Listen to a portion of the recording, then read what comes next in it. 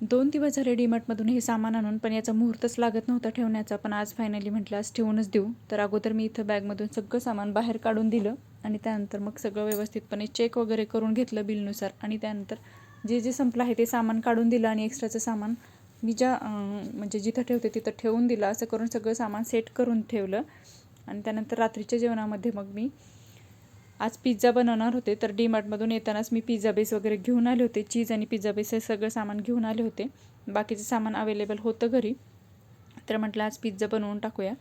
तर काव्याला आता तिच्या आवडीचा डिश मिळणार म्हणून ती मला इथं हेल्प करायला आली होती. मम्मा मी हे करते ते करते. तर तिथं सॉस वगैरे मिक्स करून देत आहे मला. त्यानंतर मी सगळ्या भाज्या वगैरे ज्या अवेलेबल आहेत त्या कट करून घेतल्या आणि सगळी तयारी इथं करून घेतली आहे. तर मी कढईमध्येच पिझ्झा बनवत होते. तर पिझ्झा बेस ठेवला. त्यानंतर त्यावरती थोडंसं पाणी लावलं आणि सॉस वगैरे जे मिक्स केले ते मी शेजवान सॉस, टोमॅटो सॉस आणि मेयोनीज हे सगळं मिक्स केलं होतं. तर ते लावून घेतलं. थोडंसं चीज ॲड केलं आणि ज्या भाज्या मी घेतल्या होत्या कट करून त्या सगळ्या ॲड केल्या.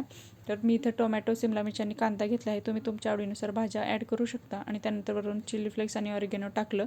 थोडीशी कोथिंबीर ॲड केली आणि भरपूर असं चीज टाकून घेतलं आणि याला झाकून एक 5 ते 10 मिनटं बेक करून घेतलं. तर चीज मेल्ट होईपर्यंत.